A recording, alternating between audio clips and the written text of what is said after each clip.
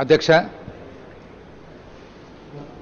నిన్న అంత ముఖ్యమైన డిస్కషన్ జరిగేటప్పుడు మనం గమనించాము చాలా డిస్టర్బెన్సెస్, యాక్చువల్గా అయితే సబ్జెక్టుకు సంబంధం లేని డిస్టర్బెన్సెస్.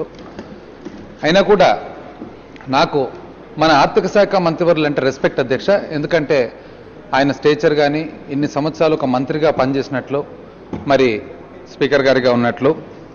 కాకపోతే నిన్న తాను చేసిన ఒక మరి అబ్జర్వేషన్ అధ్యక్ష, నాకు స్పెషల్ కేటగిరీ స్టేటస్ అనేది తెలియదని అక్కడ యాక్ట్లో కేవలము 3 చోట్ల మాత్రము డెవలప్మెంట్ ప్యాకేజ్ కానీ లేదా మన బ్యాక్వర్డ్ ఏరియాస్ డెవలప్మెంట్ కానీ ఇవి ఉన్నాయని చెప్తా ఉన్నారు. కానీ అధ్యక్ష, నేను ఈరోజు అడుగుతా ఉన్నాను, మనం యాక్ట్ యాక్చువల్గా చదివినట్లయితే సెక్షన్ పార్ట్ 5 సెక్షన్ 46(2 and 3)లో వెరీ క్లియర్గా మరి బ్యాక్వర్డ్ ఏరియా డెవలప్మెంట్ గురించి అక్కడ మెన్షన్ చేసి ఉంది అధ్యక్ష.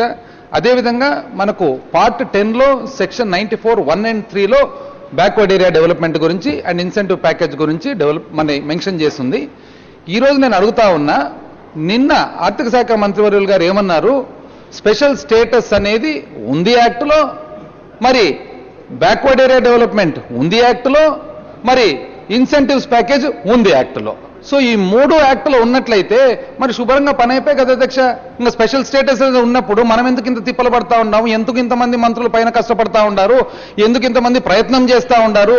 మనం చెప్పేదంతా కూడా స్పెషల్ కేటగిరీ స్టేటస్ అనేది అది కేవలము ప్రధానమంత్రి గారు ఆ రోజు రాజ్యసభలో తాను ఇచ్చిన హామీ మేరకు 20 ఫిబ్రవరి 2014లో ఇచ్చిన హామీ మేరకు ఆ తరువాత క్యాబినెట్లో కూడా మరి మార్చి 2, 2014లో మరి ఆ రోజు యూనియన్ మినిస్టర్ జయరాం రమేష్ గారు ఏమని డైరెక్ట్ చేశారు, మరి 13 జిల్లాల సీమాంధ్ర ప్రాంతానికి స్పెషల్ కేటగిరీ స్టేటస్ ఇవ్వాలి అని చెప్పి తాను మరి డైరెక్ట్ చేస్తూ మరి అదే డైరెక్షన్స్ ప్లానింగ్ కమిషన్ గారికి ఇవ్వడం జరిగింది అధ్యక్ష.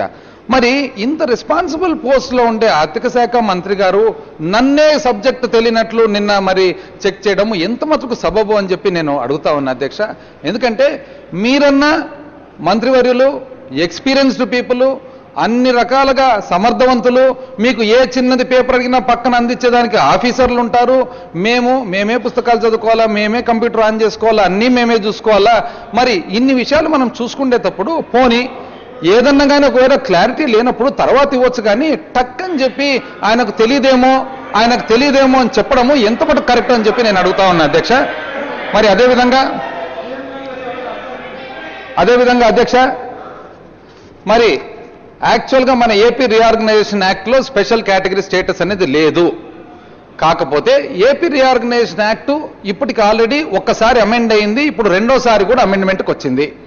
ఒకసారి అమెండ్మెంట్ ఎప్పుడైంది, పోలవరంకు సంబంధించిన 7 మండలాల మునుపు మండలాల గురించి అమెండ్మెంట్ అయింది. మరి రెండోసారి ఎప్పుడైంది అమెండ్మెంటు, ఇప్పుడు మన ఎమ్మెల్సీలు 50 నుంచి 58కి పెంచేదానికోసం మళ్ళీ ఒక్కసారి అమెండ్మెంటు. మరి 2 సార్లు యాక్ట్ అమెండ్మెంట్ జరిగేటప్పుడు మనం ఆల్రెడీ అలయన్స్ పార్ట్నర్లు, మనం ఆల్రెడీ అక్కడ మన కేంద్ర మంత్రివర్గంలో మన మంత్రులు ఉన్నారు. మరి ఈ అమెండ్మెంట్ జరిగేటప్పుడు దీంట్లోనే మనకు స్పెషల్ కేటగిరీ స్టేటస్ అని పెట్టేదానికి ఏమడ్డం వచ్చిందని చెప్పి నేను ఈరోజు అడుగుతా ఉన్నా అధ్యక్ష. మరి ఇవన్నీ చూసినట్లయితే అధ్యక్ష, ఎంతసేపు కూడా ఇక్కడనేమో రాష్ట్రంలోనేమో మనం స్పెషల్ కేటగిరీ లేదు, మనకు స్పెషల్ కేటగిరీ ఇవ్వడం లేదు, యూనియన్ గవర్నమెంట్ మరి మనకు సహకరించడం లేదు అనే ఇండికేషను, మరి అక్కడనేమో మరి ఎంత మటుకు ప్రెషర్ పెడతా ఉన్నారు, ఎంత మటుకు రిప్రజెంట్ చేస్తున్నారు అనేది కూడా మనకు అర్థం కాకుండా జరుగుతూ ఉంది అధ్యక్ష. నిన్నటి నుంచి నేను గమనిస్తా ఉన్నాను అధ్యక్ష, నిన్నటి నుంచి కూడా ఒకటే జరుగుతూ ఉంది అధ్యక్ష. ప్రతి పాయింట్ కూడా నేను ఈజ్ ఇట్ 222222 అంటే అక్కడ నుంచి నో రాంగ్ నెంబర్ అంటారు, మళ్ళీ ఏమంటే 322 అంటారు అధ్యక్ష. మనం అడిగే సబ్జెక్ట్ ఏమధ్యక్ష, మనం అడిగే సబ్జెక్ట్ అంతా కూడా అరే 2 సార్లు జరిగింది కదా అమెండ్మెంట్, మీరు చేశారయ్యా, అమెండ్మెంట్ చేశారు, ఆ ఘనత మీదే, మేమేం కాదనిలేదే. ఆ అమెండ్మెంట్లోనే ఈ స్పెషల్ కేటగిరీ స్టేటస్ ఎందుకు పెట్టలేదంటే ఎక్కడికెక్కడికో ట్యాంజెంట్లో వెళ్ళిపోతారు అధ్యక్ష. అసలు సబ్జెక్ట్ వచ్చేసి మనకు స్పెషల్ కేటగిరీ స్టేటస్ అని తెచ్చుకునే దానికోసము ఎంత మటుకు ప్రయత్నం చేసినామో, ఎంత మటుకు సక్సెస్ఫుల్ ఉన్నామో, ఏమన్నా ఒకవేళ అవసరం ఉంటే మేము కూడా సహకరిస్తాము ఈ విషయంలో అని చెప్తా ఉన్నాము. మరి అన్ని తెలిసిన వాళ్ళు కూడా ఇంతవరకు ఆ స్పెషల్ కేటగిరీ స్టేటస్ అంటానే కొంత ఉలిక్కి పడతారు కదా అధ్యక్ష. మరి ఇవన్నీ చూస్తూ ఉంటే అధ్యక్ష వాస్తవానికి ఈ ఫైనాన్షియల్ పొజిషన్ అంతా చూస్తూ ఉంటే అధ్యక్ష, నాకు కర్నూలులో ఒక ఇది గుర్తుకొస్తా ఉంది అధ్యక్ష. కర్నూలులో మాకు తురుముఖాన్ అని ఒక ఆయన ఉండేవాళ్ళు అధ్యక్ష, అంటే ఫైల్మాన్ అనమాట. సో ఈ తురుముఖాన్ అనే ఫైల్వాను ఒకసారి పోయి, అయ్యా బాబు, యాక్చువల్గా నాకు పౌష్టికాహారం ఇవన్నీ సరిగ్గా లేనందువలన నేను కొద్దిగా వీక్ అయిపోయినాను, లేకుంటే కానీ నేను కొండారెడ్డి భుజం లక్షణంగా నేను మొయ్యగలుగుతాను, కాబట్టి నాకు కొద్దిగా అందరూ కలిసి నాకు సహకరిస్తే మాత్రం ఖచ్చితంగా నేను ఇది చేస్తాను అని అంటే, అక్కడ వాసులు కొంతమంది వచ్చి అదిట్లో వీలైతాయంటే, ఇంకా కొంతమంది వచ్చి ఎందుకు వీలు కాదు, మనవాడు కదా, ఎంతో కొంత మనం సహకరించుకుంటే మనం గొప్పగా గర్వంగా చెప్పుకోవచ్చు కదా అని చెప్పి పాపం సంవత్సరం రోజులంటే అధ్యక్ష మాంసము, చికెను, కోడిగుడ్లు, రొట్టెలు, ఎందుకంటే మేము బ్యాక్వర్డ్ కదా రాయలసీమ, రొట్టెలు ఇవన్నీ కూడా పెట్టుకుంటూ పాపం లక్షణంగా సంవత్సరం రోజులు అయిందంటే అధ్యక్ష. తీరా సంవత్సరం అయిన తర్వాత ఆ 5 డే కొండారెడ్డి బొర్జు మోసే రోజు వచ్చిందంట అధ్యక్ష. ఆ రోజు ఆయన బాగా ఇట్లా కొట్టి, తొడలను కొట్టి, గట్టిగా రంకలేసి అరిసి అంతా చేసిన తర్వాత వంగి, ఇంకా రా తేండి కొండారెడ్డి బొర్జు నా భుజాల మీద పెట్టండి నేను మోస్తా అన్నట్టు అధ్యక్ష. అంటే వాళ్ళు అక్కడ ఉండి, అయ్యా నాయన నువ్వు మోస్తా అంటే నేను ఇప్పుడు కూడా చెప్తా ఉంటాం మోస్తానని, మీరు పెట్టండి నేను మోస్తా అని. మీరు ఎంత చక్కగా ఈ రాష్ట్రాన్ని కాపాడతారు బైఫర్గేషన్ అయిపోయిన తర్వాత అంటే, ఢిల్లీ ఫండ్స్ ఇలా అంటే, ఢిల్లీ ఫండ్స్ అంత సులభంగా వచ్చే పాట అయితే ఇంకా అందరూ చేయరా అధ్యక్ష? ఈ పని నాకు అర్థం కాక అడుగుతా ఉండ ఇది. మరి ఏది ఏమైనా కూడా అధ్యక్ష, ఒక్కసారి అధ్యక్ష లాస్ట్ ఇయర్ బడ్జెట్ డీటెయిల్స్ అధ్యక్ష, ఎందుకంటే లాస్ట్ ఇయర్ అప్రోప్రియేషన్ బిల్ కూడా మనం డిస్కస్ చేయలేదు, బ్రీఫ్లీ ఒక 5 minutes లోపల బడ్జెట్ డీటెయిల్స్ అధ్యక్ష. లాస్ట్ టైం మనకు రివైజ్డ్ ఎస్టిమేట్స్ ప్రకారం 2013-14 యాక్చువల్గా మనకు 93,300 కోట్ల అధ్యక్ష. మనకు సిఏజిఆర్ రిపోర్ట్స్ ప్రకారం మనం చూసుకున్నట్లయితే 4 years మనకు అన్ని రకాలకు కూడా 15.54% మనకు ఇంక్రీజ్ కనపడుతుంది. అది కూడా ఎందుకు, పిఆర్సీ ఇచ్చినట్లు, లేకుంటే గానీ యాక్చువల్గా 10 to 11% మాత్రమే రావాలి అధ్యక్ష. మరి అది లెక్కేస్తే మనకి ఎంత రావాలి, 1,07,000 కోట్ల మనకు యాక్చువల్గా టోటల్ గా ఇది రావాలి అధ్యక్ష. మరి దాంట్లో మనకు బైఫర్గేషన్ అయింది కాబట్టి ఏపీ స్టేట్ షేర్ మన భాగం చూసుకున్నట్లయితే 58% ప్రకారంగా మనకు 62,500 కోట్లు యాక్చువల్గా మనకు రావాలి అధ్యక్ష. కాకపోతే మనం సర్ప్రైజింగ్ గా మనం ఎంత చూపించాము అక్కడ, నాన్ ప్లాన్ ఎక్స్పెండిచర్ 85,100 కోట్లు చూపించాము అధ్యక్ష. అంటే దాదాపు 20,000 కోట్ల డిఫరెన్స్ కనపడతా ఉంది బడ్జెట్ లో.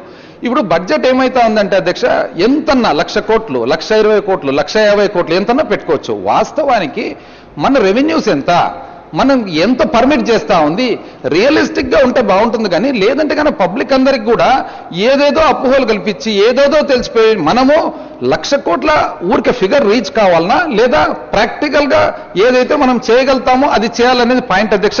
అక్కడికి వచ్చినట్లయితే దానికి సమాధానం ఏం చెప్పారంటే, మా గ్రాంటినేడ్ వస్తుంది అని చెప్పి. గ్రాంటినేడ్ అనేది అంతకు ముందు సంవత్సరం చూసినట్లయితే అధ్యక్ష మనకు 7,700 కోట్ల గ్రాంటినేడ్ వచ్చింది. ఒకవేళ దానికి కూడా అడిషనల్ ఇవి చూసుకొని మనకు అన్ని రకాలుగా చూసుకున్నా కూడా మనకు 9,000 చిల్లర కోట్లు వచ్చేదానికి అవకాశం ఉంది అధ్యక్ష.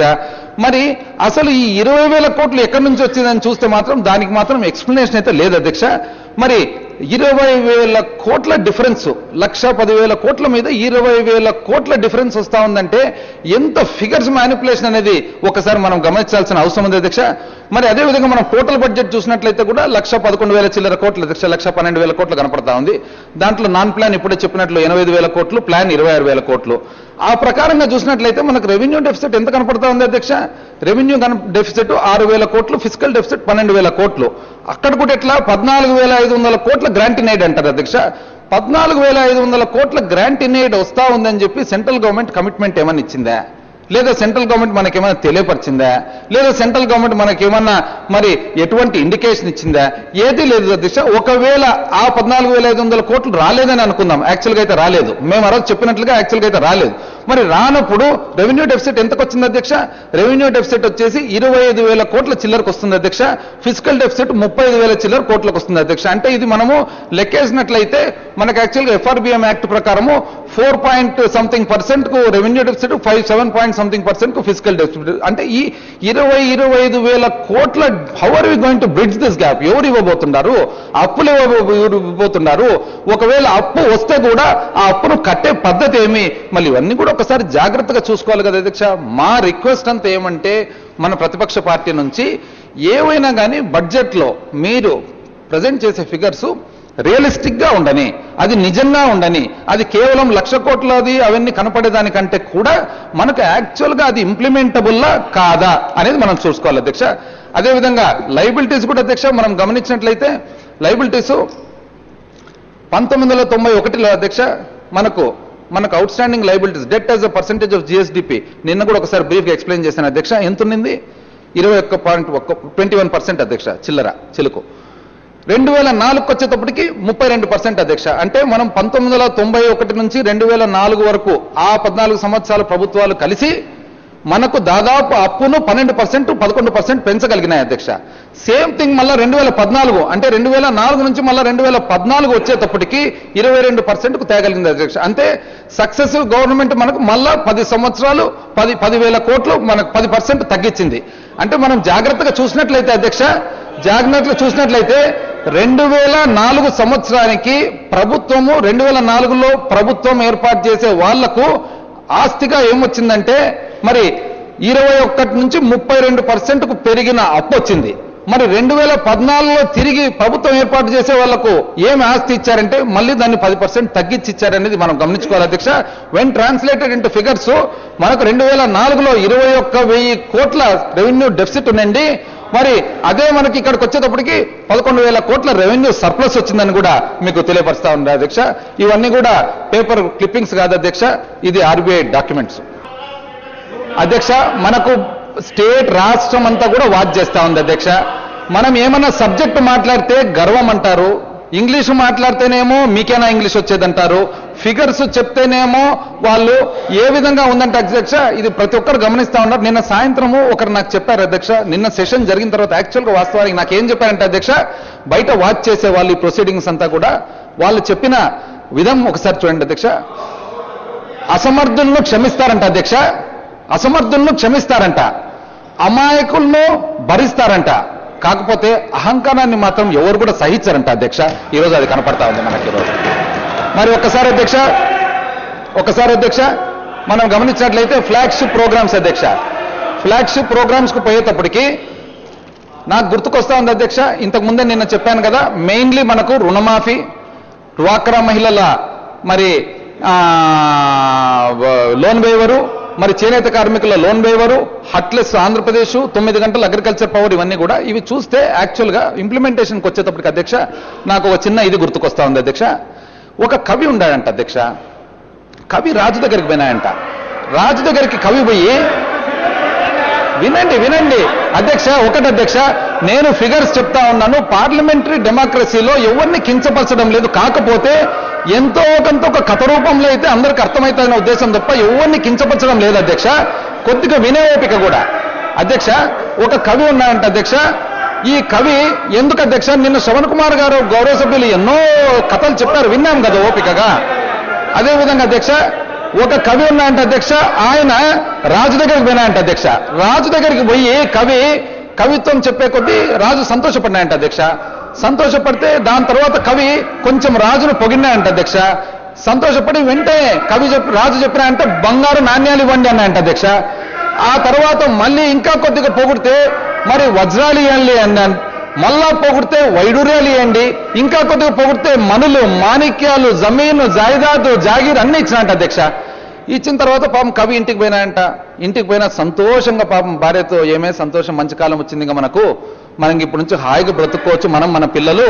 ఎందుకంటే నేను చెప్పిన కవిత్వం ఎంత బాగుందంటే రాజు సంతోషపడి మనకు అసలు బంగారు నాణ్యాలు, వజ్రాలు, వైడూర్యాలు, మనులు, మాణిక్యాలు, మనకు భూమి, జమీను, అసలు జాగీరు అన్న తర్వాత 2 రోజులైందంట అధ్యక్ష, రాలేదంట. 3 రోజులైందంట, రాలేదంట.